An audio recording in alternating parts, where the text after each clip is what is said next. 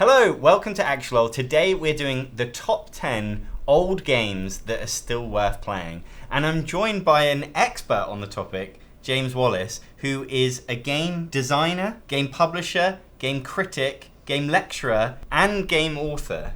Writer of the book Everybody Wins, which talks about the rise of modern board games over the last 4 or 5 decades, focusing on the Spiel des Jahres. It's a really great book that I recommended in my Gifts for Gamers.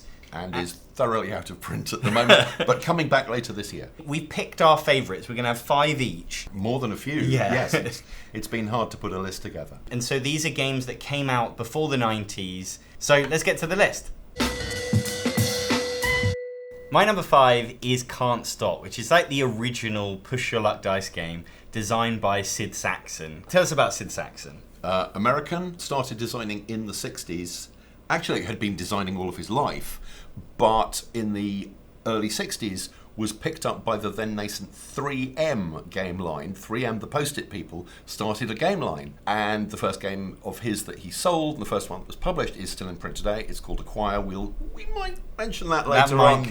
Might come up. But yes, just a genius of games design, had influence on a bunch of games that you wouldn't expect. Can't Stop is quite a simple game, albeit, genius is in its simplicity. A game of trying to climb up these ladders, get up these tracks faster than anyone else. And if you can get to the top first, then you're going to win. And every turn you're rolling dice, you're pairing them up to create numbers. But as soon as you roll a number that kind of isn't one of the tracks you're moving up this turn, then you go bust. It feels like it's inspired so many games since. I mean, even Reinoso Knizia alone has so many push your luck dice games. Knizia wrote a book on dice games. Right, exactly. Quick and easy to play, and it really just stands the test of time. I feel like, for me, there's just my one downside of it is there's a lot of mental arithmetic. If you're good at adding up dice quickly in your head, then you'll thrive at this game. Other people kind of can find it a bit annoying, or someone. I think that's part of the fun. Yeah, okay. I think the fact that the 2 and the 12 tracks are much, much shorter than the ones in the middle, where obviously you're going to be rolling those numbers more often. The sense of tension it creates as well. Am I going to do I keep going? Do I keep going on my turn? Or do I pass the dice? You're rooting for the numbers you want. Everyone else is rooting for you to fail. Yeah. It's great. It creates a real bubble of tension around the table. Really fun. And the original one, was it always like this traffic cone, big plastic thing? Octagonal. I'm not sure if that was the original edition. Yeah. I think, and I may be wrong, I think it was originally described in one of his books. I think it was mentioned in Gamut of Games, which came out again in the 60s. And it's just him describing how you can play games, writing them down with pencil and paper. And a number of his games came out in that form first of all, and were later picked up by publishers, and many of them still around, and almost all of them worth a look. There's a company called Plate that do a small box version of it that kind of rolls out and creates this board. I've seen loads of different takes on Can't Stop. There's ones with cloth boards, because the version that I played originally was this big like plastic thing, and it's just kind of big, but for such a small game, it feels like you want to be able to take it anywhere. You could play it with anyone. My number 5 is Rummy Cub, which I think is the oldest game on our list. Dates back to the 1930s. A German-Israeli game, still in print. It is basically the card game Rummy, but done with tiles instead of cards. Tiles are fun, as anyone who's played Mahjong will tell you. And they're delightful tiles. They push together with a clack, and you will be rearranging those tiles a lot on the tabletop. Rummy is very simple. It's the original pick up, see if you can make some sets, discard mechanic that has been used by countless games. But in Rummy, you're trying to make sets either 3-4-5 or 3-3-3 equivalent. In Rummy Cub, as with games, there are suits, but in Rummy Cub, they're colours. It's worth saying at this point that sometimes we're a little vague on the rules, and sometimes, more often than not, that's because the rules have changed. The version we may be describing may not be the one that you're familiar with, or we're just forgetting. But you start with a set. You have to make an initial meld, which is a bit of a problem. It means that one player can get stuck not playing for a large chunk of the game. But once it's going, once there are melds on the table, groups of things, on your turn, you can take your set of tiles and use it to rearrange tiles on the table, as long as by the moment you're finished, and usually there's a time limit on it, everything is in a correct set. So it's either in a straight or a set. You may look at your hand and go, oh, I can do this. And then John will inevitably play and mess everything up for me. Oh, can I still do what I need to do? Rearrange frantically. And there are jokers as well. And if you can free up a joker, then it becomes a wild card again. It doesn't have to be the blue 3 that it was when it was played. And if you can do a big complex turn and go out amazing, the sense of satisfaction and completion, it's like finishing a Sudoku or finishing a crossword puzzle, and everyone else is cursing you, which is doubly fun. There's a real puzzly element to it as well. Is that what sets it apart from just standard rummy? Yeah. Yes. So it's the tiles and then also that ability to change the sets. Yes. And so it's sort of this evolving board. And you're spotting opportunities. Absolutely. Yeah. And then cursing other players as they ruin them for you. Yeah. And take advantage of them before you. Because I'm ashamed to say I've never played Rummy Cub. Because I didn't come across it as a kid. And then ever since, it's just nobody's ever offered it to me. My dad's actually got into it recently. He's never played a single one of my modern board games. But he's developed a passion for playing it on a phone app. Wow. I believe. So he's not even appreciating the joy of the tiles. The tactility. Yeah. And they are just nice to. So I'm sure it's in my hold them future to play it. My number 4 is Sleuth, which is another Sid Sackson game. This is from 1971. Turns out I'm a Sid Sackson fanboy, and this is a really good take on a deduction game. So it comes after Cluedo, but it feels like a cleverer version of that. The theme of it is a little bit boring. You're trying to find the missing gem. So you've got your little bit of paper with opals and pearls and diamonds, and then you've got the colours, and then you've got clusters, whether they're sort of 1, 2s or 3s.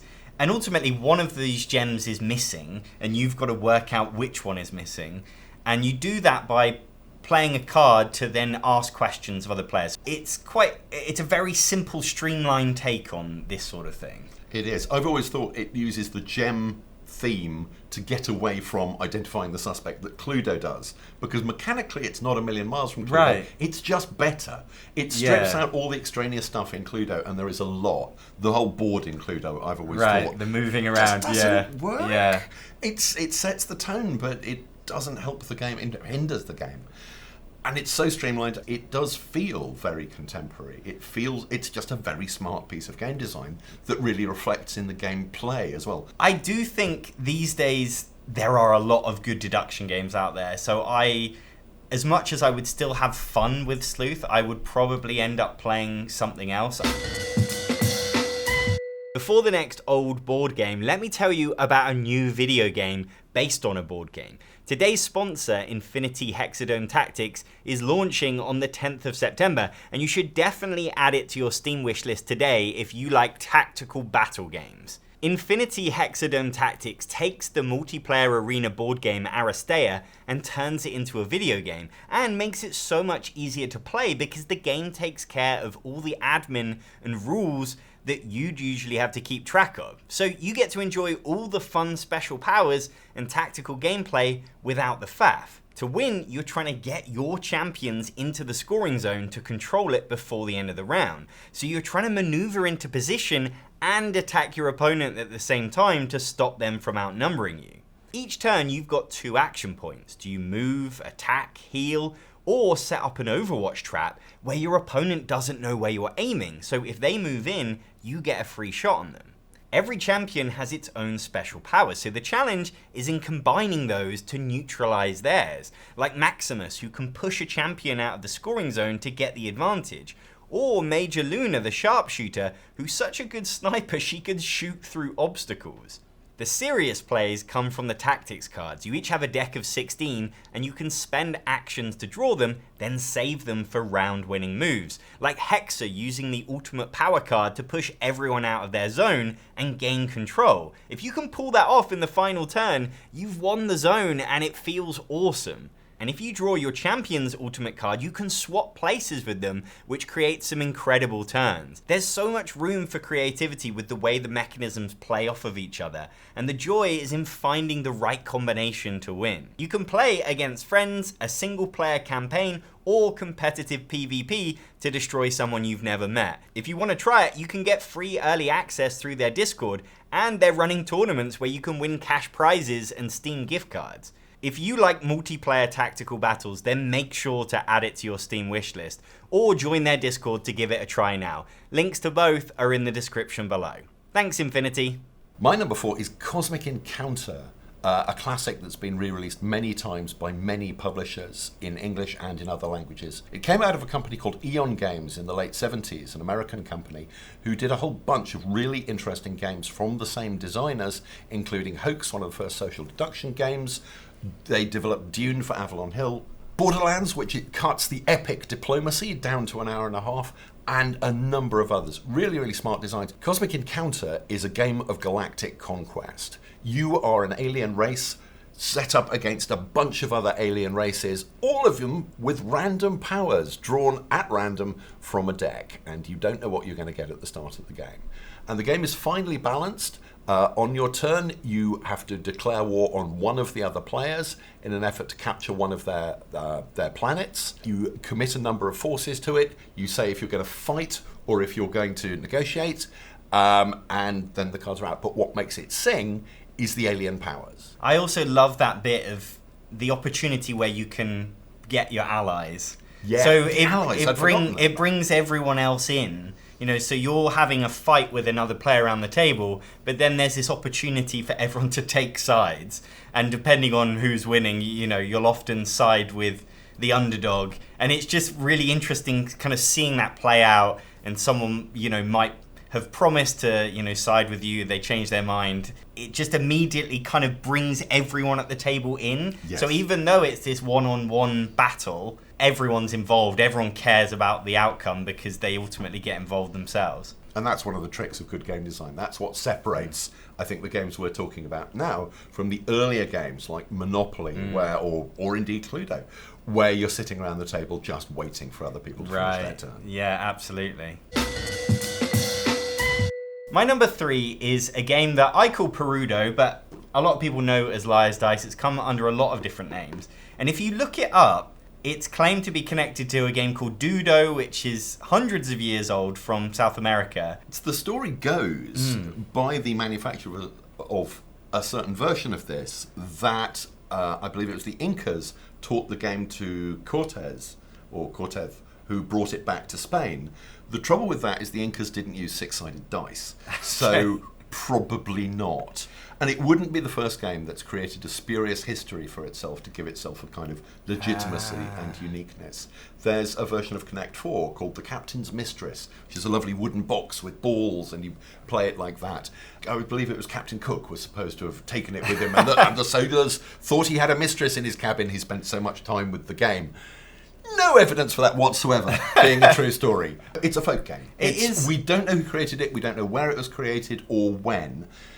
And there's many, many different versions of it. Bluff, which is the name I know it by, won the Spiel des Jahres in the late 80s. The version that a lot of people know is credited to Richard Borg, so it's this strange thing of it being this ancient game that then also has a modern designer who's still alive now. It's got a bit of bluffing. It's a dice game, and it's sort of, you're playing the odds.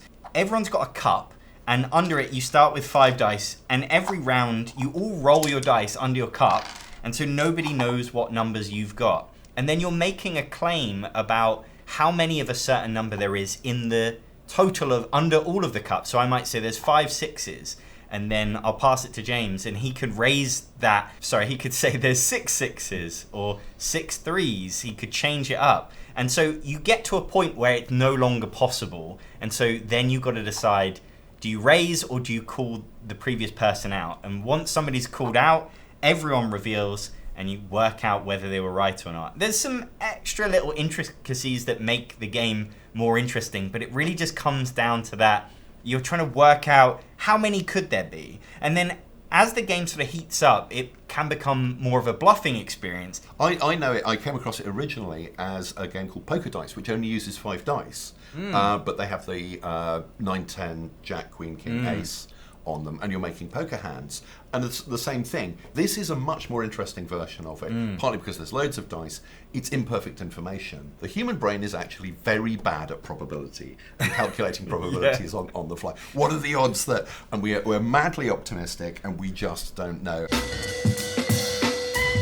My number 3 is Hare and Tortoise, a British game originally released in 1972 that won the very first Spiel des Jahres Game of the Year award in 1979 when it had finally come out in German under the title Hass und Igel, which translates as Hare and Hedgehog?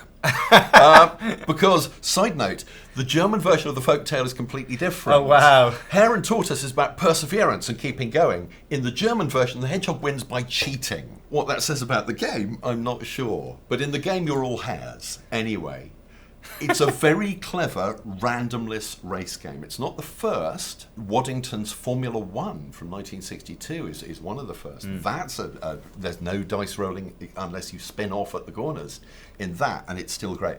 But Hare and Tortoise is really clever because it's about you have to eat carrots in order to move, but the amount of carrots you need to eat increases exponentially. So to move 1 space, 1 carrot. To move 2 spaces, 2 plus 1 carrots, 3.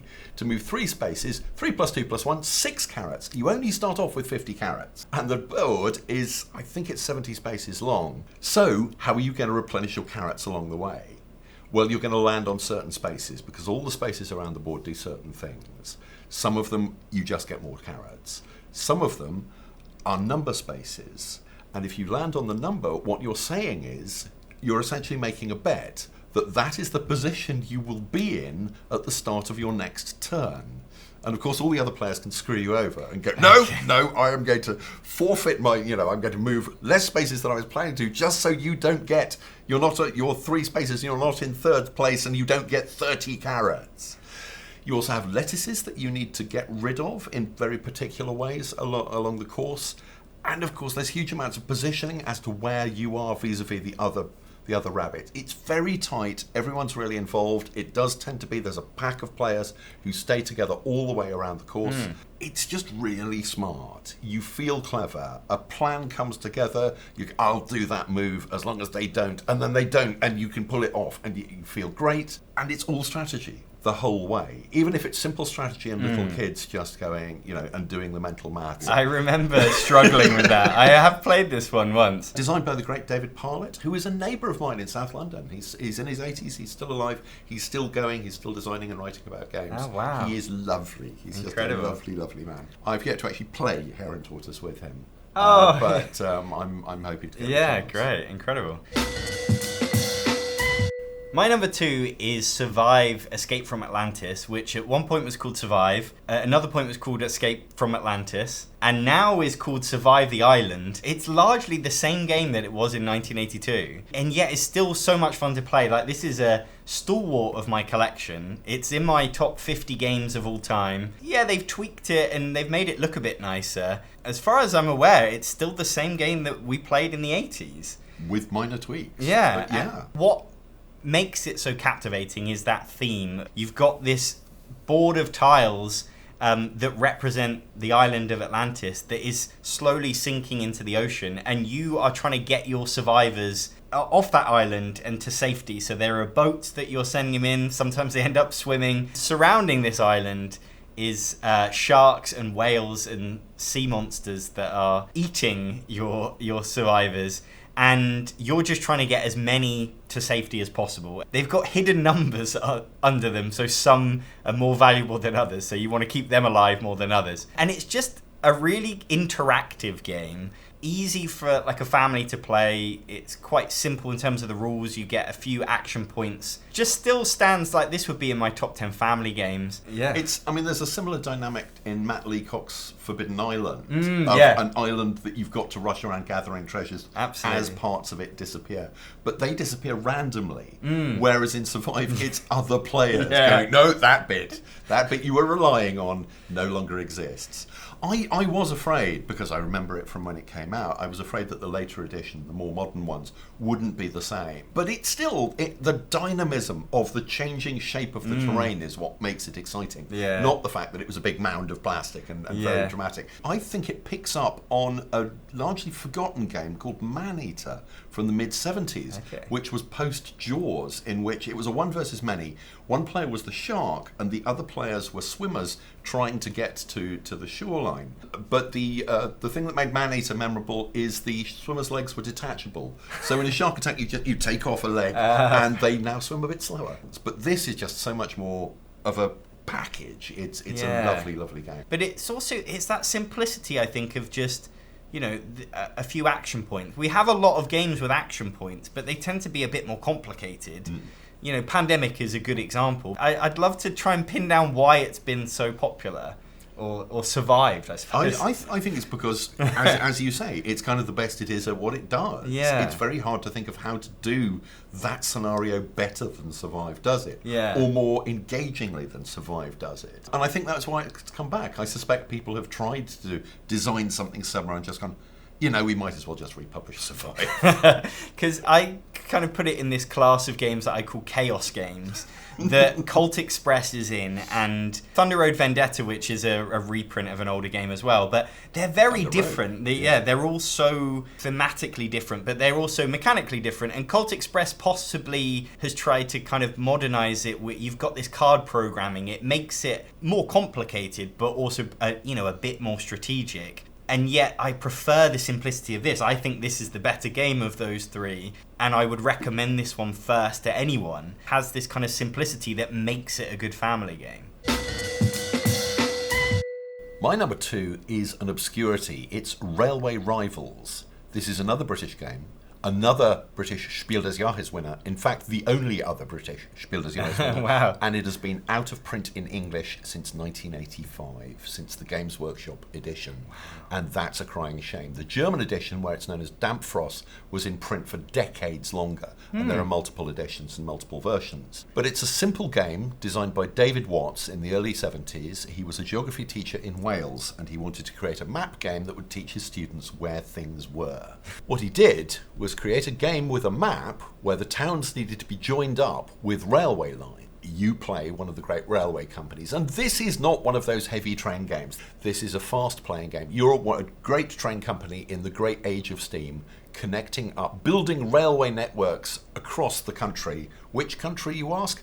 Well, the basic game came with the map of England. The Games Workshop version also came with a map of the United States. The German version comes with Germany and the United States.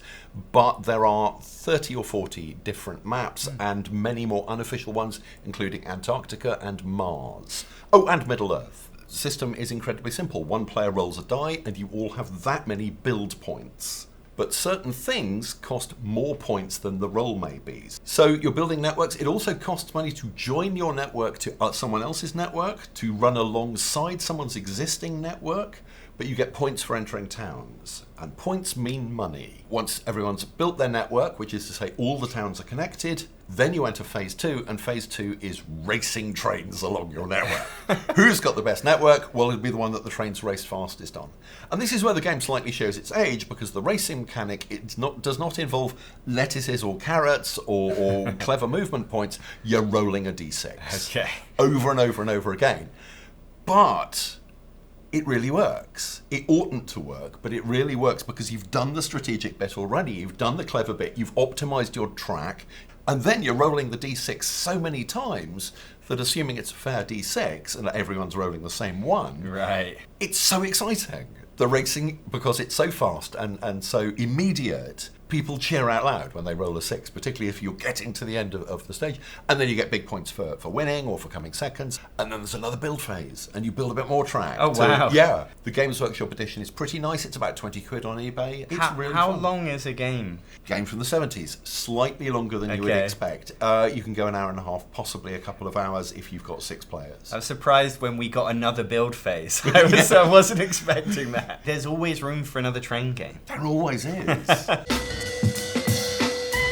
My number one game is Sherlock Holmes Consulting Detective, which came out in 1981. Had a bit of a resurgence, I think, in sort of somewhere around 2009. It got reprinted, and then they did these glorious versions. You can now get 4 different boxes of this game. It's a game of solving crimes. It's set in Victorian London, and you play as, well, you're sort of assistants of Sherlock Holmes, and then it's up to you to visit witnesses and suspects, and you'll end up reading a little excerpt from them. So it's all written in the style of a Sherlock Holmes book. In that, you've got to spot the little details that you need to keep track of. It is absolutely a storytelling game. It's like a very grown-up version of the Choose Your Own Adventure books or the Fighting Fantasy books, except it's Sherlock Holmes with these massively involved... The first couple of cases are quite simple, but from there it just expands and expands. Plus you've got a map of London, you can explore locations, you've got these versions of the Times with random little stories, and you can follow up stuff. Oh, there's a reference to an address on this. Who lives there? And you can look it up. It's really involved. It's really clever. It's really in depth. There is so much richness to talk about in character. I mean, it is essentially a role-playing game. You're the Baker Street Irregulars. You're working for Sherlock Holmes. And then you come to the end, and Holmes tells you how many mistakes you've made. It is known in some circles as Sherlock Holmes Insulting Detective, because he's not polite about it. I think my favourite bit about the game is that you do still have to piece it together. It isn't just kind of handed to you on a plate. There's almost nothing to it in terms of rules, so it's so approachable, and just the writing style and I guess the world that it's in, it just feels really nice to be in. The sense of atmosphere, the sense of involvement, the unfolding of the cases as you go through. There are evenings and evenings of entertainment. Whereas some of the more modern crime things, I don't know, you've got ones that use an app. There's different ways that they're kind of revealing the information to you. There's something just so wholesome and kind of old school about, reading a newspaper, and it feels more authentic. Sherlock still stands the test of time, and 40 years on, it's brilliant. It's just a really good game that I would still recommend to anyone, no hesitation. There's a sequel. The original designers did a sequel called Gumshoe. Yes. Set in the 1930s, kind of hard-boiled private eye stuff. As far as I know, never reprinted. Yeah, I've always wanted to get hold of a copy. Gumshoe would go on eBay for £100 at least. There's a games cafe in South London, the Ludicrous. Really? A copy. I've played the first case. It was fine. Right, this is the thing. It didn't have the magic. I've hunted down things and overpaid, and they never meet those expectations because they're just far too high. My number one is Sid Sackson's Acquire. Perhaps inevitably, this is the third Sid Sackson game on the list. Absolutely the number one. This is from 1963 and still as fresh today as when it came out. It's a game of building and merging hotel chains and making as much money as you can. If you might think that sounds like Monopoly, you could not be more wrong. This is a proper grown-up game for proper grown-ups, though simple enough for kids to play. Basically, it's a semi-abstract. The board is not geographical. Each tile is an individual hotel. When 2 tiles go together, they form a chain and they get a marker, and whoever created that chain gets shares. And then anyone else on their turn can buy shares in that hotel. The bigger the chain becomes, the more the shares are worth. But you can't cash in your shares unless 2 chains touch, at which point they merge. The larger one takes over the smaller one. Anyone who has shares in the smaller one can cash them out. Anyone who has shares in the larger one, their shares are now much more valuable, but they don't get any money back. And you can already see so many dynamics going on in there. I always run out of money. For me, it's a constant battle between the value of my getting the most valuable shares I can, or shares in chains that I believe are going to become more valuable, and remaining liquid, having some funds left to buy shares in the chains that are going to evolve as the game goes on. It's just great. It's always different.